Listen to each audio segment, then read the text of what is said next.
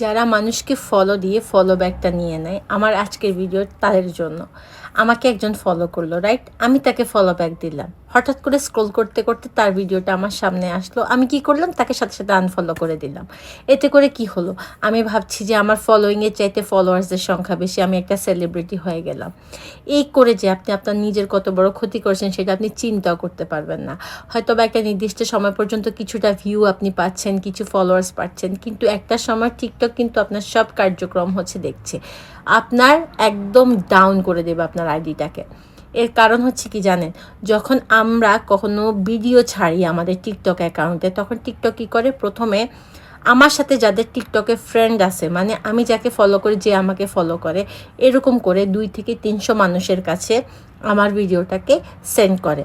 তো আমার সাথে যাদের ফ্রেন্ডশিপ আছে তারা কিন্তু আমার ভিডিওটা দেখবে। দেখার পরে যদি সুন্দরভাবে সঠিকভাবে এঙ্গেজমেন্ট করে, আমার ভিডিওটা রিপোস্ট করলো, সেভ করলো, ভালো একটা কমেন্ট করলো, ফ্রেন্ডরা কিন্তু ফ্রেন্ডদেরকে ভালো কমেন্ট করে। সবশেষে